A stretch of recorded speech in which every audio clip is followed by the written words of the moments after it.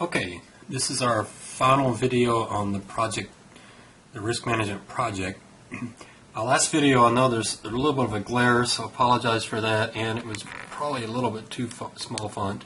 So what I want to do here is finish up the final ratios for our management performance and then go back through the spreadsheet and make sure you have all the formulas that you need. So let's set up these formulas. The Sharpe ratio is the return, the annualized return, and I'll use geometric return, minus the risk-free rate, the 3%, divided by the standard deviation of this portfolio. Now you have a problem of what do you do with this number. So what you do with the Sharpe number is there is a statistics to it of what it should be. It's somewhat like a t-statistic. But basically, the interpretation is how is this fund versus other funds? Is it Sharpe ratio higher or lower? So I'd recommend Google some on Sharpe ratios and see if you can find some benchmark. It depends on the asset class. Standard deviation is not linear. High standard deviations don't have, a standard deviation is twice as high for stocks versus bonds, doesn't have twice as much as a return. It's not quite that linear, so you can't really compare Sharpe ratios of bond funds, the Sharpe ratio of stock funds, the Sharpe ratios of emerging market stock funds. But at least gives you a number you compare to other funds. So you'll probably have to Google some to figure out how to put it in terms, especially when you're looking specifically at this particular fund. The trainer works a little bit better because it's trying to adjust the excess return over the risk-free rate for the beta. So if we take the return, the geometric return for the contra fund minus the risk-free rate, and divide that by the beta of the firm, you get a 0.13. So it's positive, so that's good. They beat. So you have to kind of think what does that mean? So it comes down to how do they do versus other funds. So you'd have to compare it to other funds. But again, it's using beta instead of standard deviation. The Jensen, so in the Jensen you take the return of your mutual fund minus the risk-free rate plus beta times the return on the market. All right, so here we've got to get the return on the market. So I have to set that up. Let's set that up. So the S&P 500, we got the linked returns in columns L and M. So let's insert a column between L and M, and you notice column L is referring to column C, which is contra funds, and column N now is referring to column E. So we should just be able to copy what's ever in column L over to column M, and that should give us a linked S&P 500. And so when we look at the return for the S&P 500,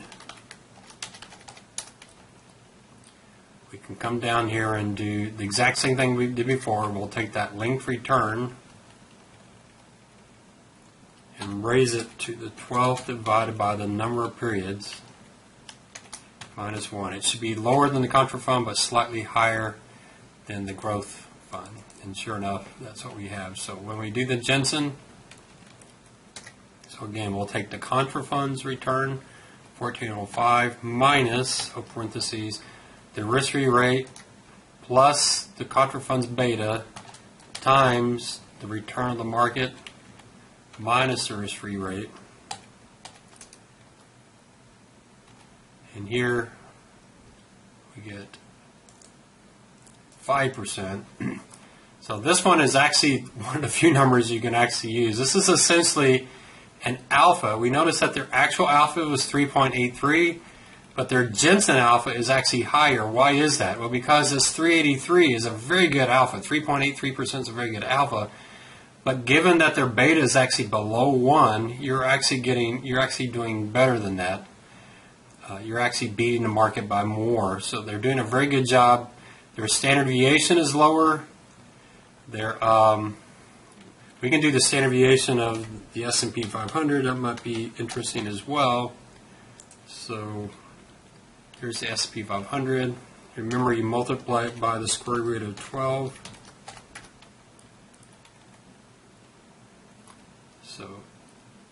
So their standard deviation is actually higher, the S&P 500, but lower than the growth stocks. But their beta is 0.82. So that standard deviation, some of that's being offset with the fact that this is a contra fund. So just by the title, you would think they're trying to buy cheap things. They're trying to buy things out of favor, and that might actually reduce their risk. This fund might actually do well when the rest of the market's doing badly, and we see that here with the downside capture. So it's a lot. It's like some of these ratios, the Sharpe, the trainer, it's, whether they tell you something without comparing it to other funds is a little bit difficult. The Jensen does tell you something. It's a true alpha, so if it's greater than 0, then they're adding value adjusted for their beta risk.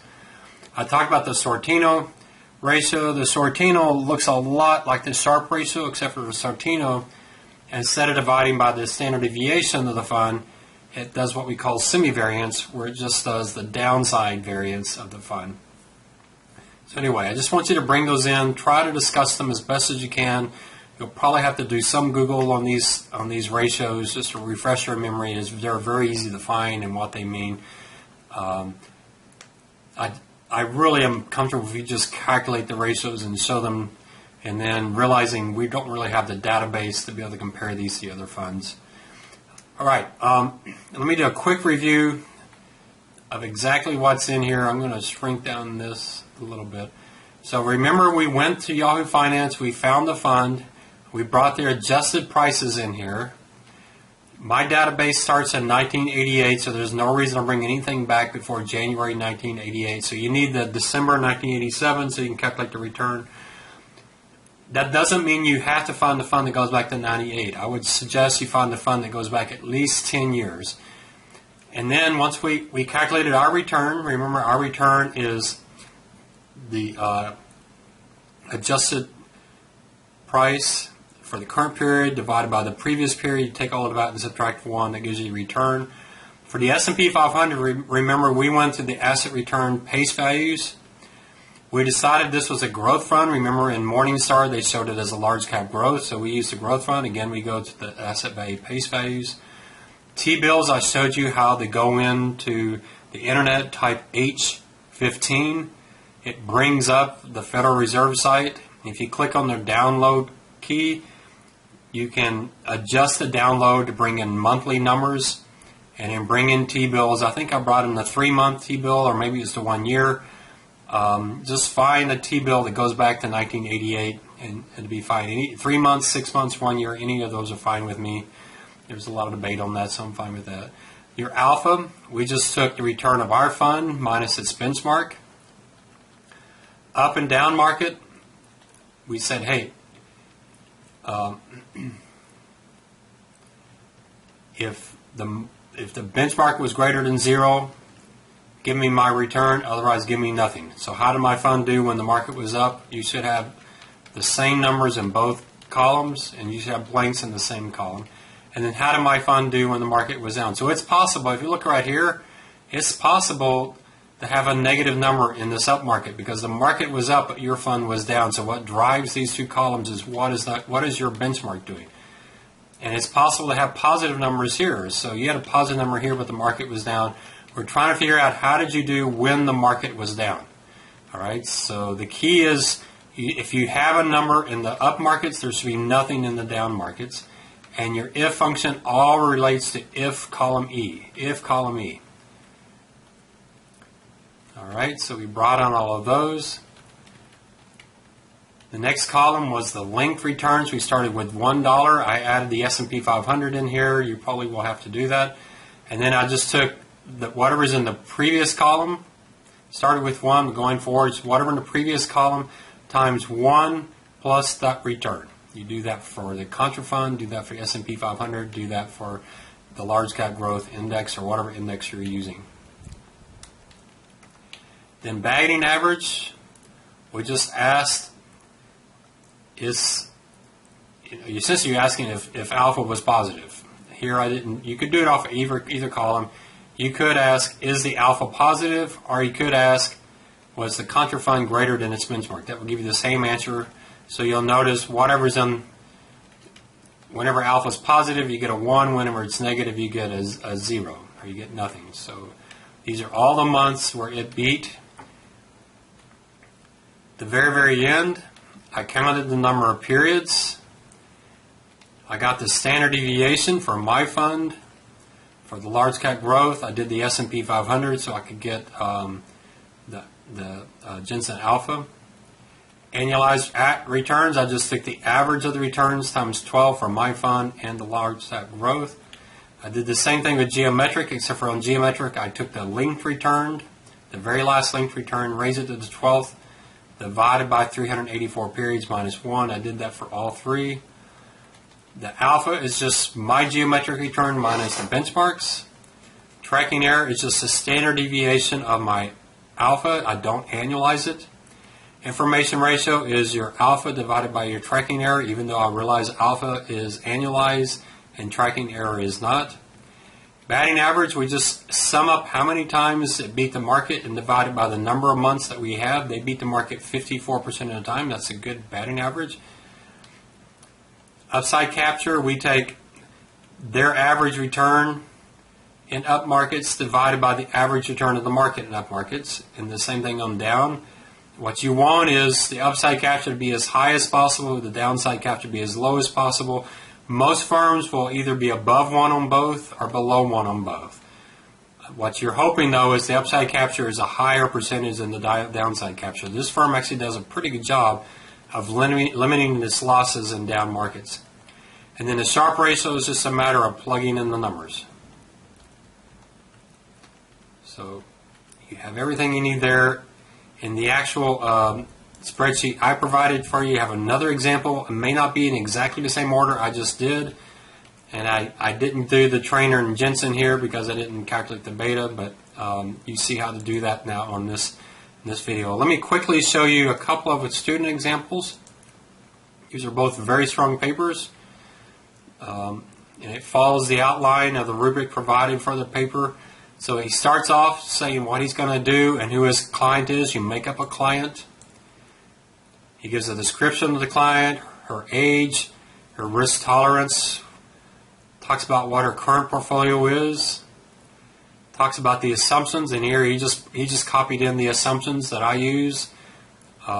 He gave a little discussion about modern portfolio theory. I'm not saying you need to do that, but just to talk about what an efficient frontier is.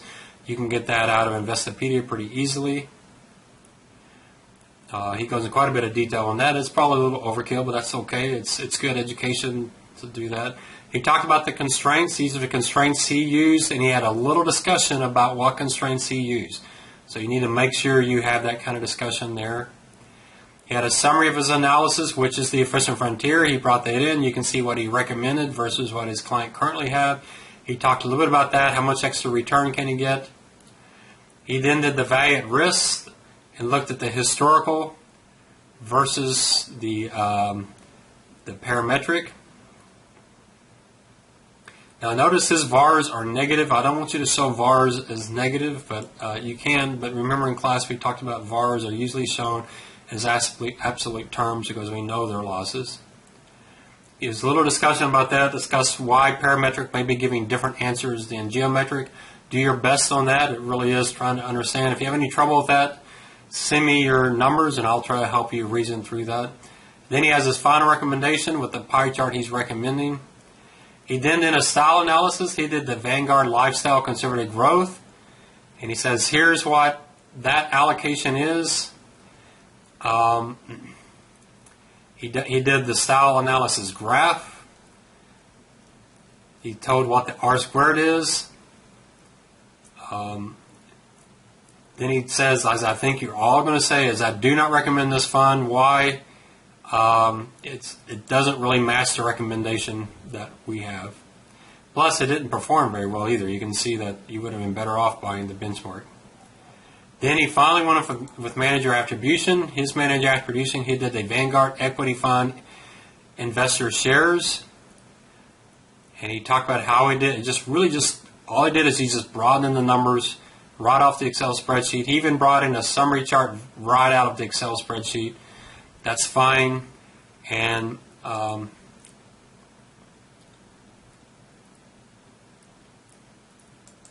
so he gives a little discussion of what is a good Sharpe ratio. Again, there's some subjectivity to that.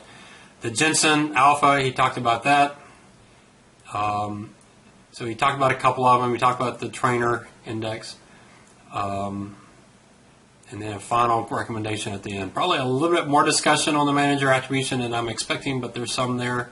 And probably a little bit more discussion than necessary in the style analysis. Most students in style analysis, it's maybe two paragraphs. So there's one student example. Another student example, very, very, very similar. So make sure I get actual different. All right, so this is the first one I showed you.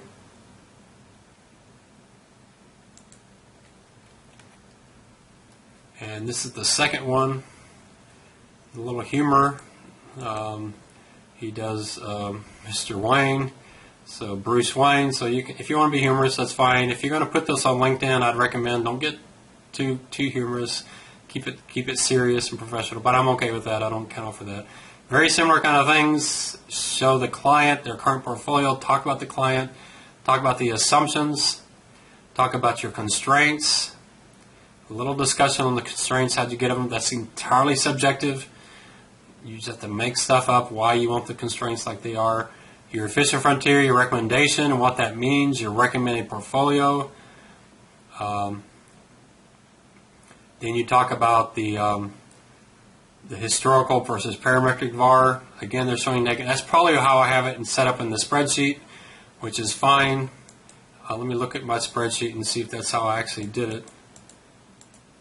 So yeah, I actually put the VARs as negative numbers. I shouldn't have done that, but that's fine if you want to convert them back to positive numbers. But yeah, I prefer VARs, but that's how I set up the spreadsheet. You're fine, don't worry about it. He talks about why he thinks he's given different answers.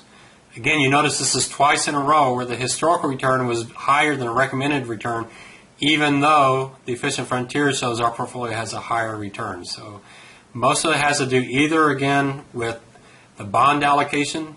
Bonds did really well historically. We don't expect them to do as well going forward. Or the international allocation. International stocks have done badly going in the history, but we expect them to do better going forward. It's probably one of those two things that's causing your issue. Then he did the style analysis. Again, he did a Vanguard fund, which is fine. He did a good chart. He showed what their allocation was. I think the other paper did a pie chart, which is fine. He got an R-squared of 91%. And then he said, no, he doesn't recommend it because it doesn't match his allocation. That's going to be your answer for almost everyone. Then the manager attribution, he did the Vanguard U.S. Growth Fund Investor Shares. He did some interest. He did charts where he didn't use the chart I provided in the paper and in Excel. He did his own, which is fine. And then he talked about the summary data at the end. Quite a bit of discussion on those.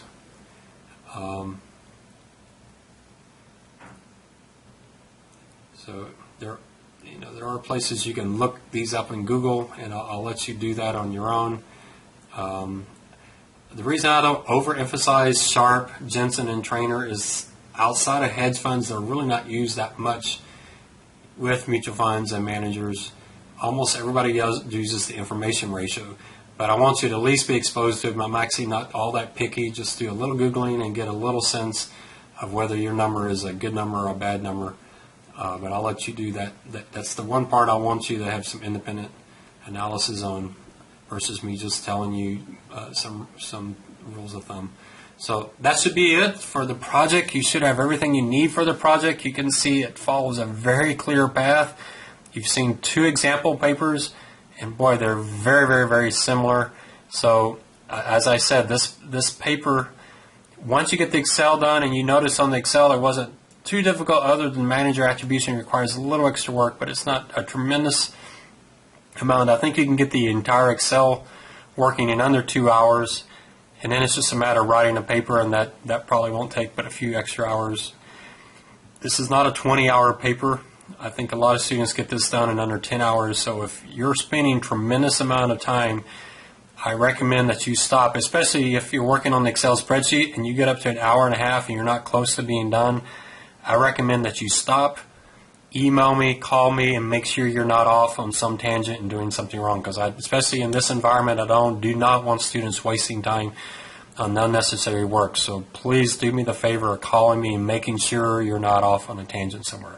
All right, that does it for this class.